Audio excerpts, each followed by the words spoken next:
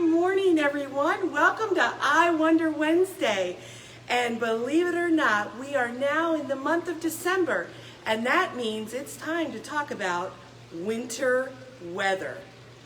Now, I can't believe it, but when we first really start to talk about winter weather, the first thing that everyone talks about is snow, right? Snow, it's so much fun. Like, how much? That much fun. Yes, we love snow. But of course, it can cause a hassle, but it is so beautiful. So what we're going to do today first is we kind of wondered, how exactly is snow made? Well, first, it begins about 3 miles up in the clouds, like we see right behind me. In those clouds, something called condensation nuclei, which are real tiny dust particles attached to water vapor that's in the air. If it freezes, that starts the entire process of a snowflake being born. So, step one, you have the dust, you have the water vapor, the freezing. Then, as it starts to build, when that piece of little tiny ice starts to get bigger and bigger, it's going to become heavier and it's going to start to fall because of gravity. Now, as that snowflake does that, it begins to kind of build as it makes its way down through the atmosphere. What's great about snowflakes is that there are many, many different types of snowflakes, and it's all dependent upon how high up that snowflake was formed, we call that altitude, and how cold it was when the snowflake was formed. So let's take a look at a few. All right, so look at these beautiful different shapes. So snowflakes actually have about 6 recorded shapes. They are known as the star, the bullet, the column, the plate, needles, and my absolute favorite, the dendrite, which looks just like this. Isn't that beautiful? Now, this type of snowflake forms when it actually gets really, really cold. It has to be colder than 10 degrees Fahrenheit. Now, all the other snowflakes that we were talking about, they are formed starting at, again, 32 degrees is that magic number. And under 32 degrees, all of those different snowflakes can form. So aren't they beautiful? Look at all of the variety, different shapes, different sizes.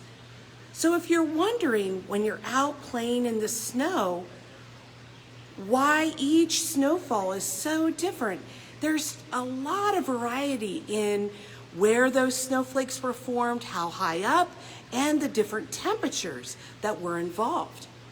Now, winter weather isn't just about pretty snowflakes. Winter weather has some other types of events, and they kind of look like this. So, whoops, here we go. So we can see some different events, like here we have freezing rain. Now, in freezing rain, yes, we start out as snow, but once it gets close to the ground, the air temperature is above that magic number of 32 degrees, and once it gets right down here to the surface, it can freeze again if the temperature is cold enough. If it's not, it's just rain, but if it is cold enough, it can freeze on contact and cause a lot of problems. Another word that you may hear in the wintertime is a word called sleet. Now, once again, it can depend on that column of air that snowflake is falling through. So it can start as a beautiful snowflake, but then get into a part of the column of air where it might be just a little bit warmer. And then as it reaches the surface again, it can freeze. And they make kind of like little pellets, and you kind of almost hear when it hits the ground. And then, of course, pure snow has that column of air that is, again, always less than that magic number, 32 degrees. Now, of course, the one question that I receive every year is, what is worse, a watch or a warning? So I had to think about this for a little bit, and I wondered, how could I demonstrate to you the difference between a watch versus a warning? So I thought about, my favorite winter beverage is hot cocoa. So let's start off with the watch. All right, so this would be my hot cocoa watch. I got my cocoa, I have my marshmallows, I have even my yummy whipped cream. This has all the ingredients to make some yummy cocoa. But do I have the cocoa yet? Am I definitely going to have cocoa? I don't know, but all the ingredients are there. So a watch means that the conditions are right for snow or winter weather to occur. But it doesn't mean it has to. So now, let's talk about a hot chocolate warning.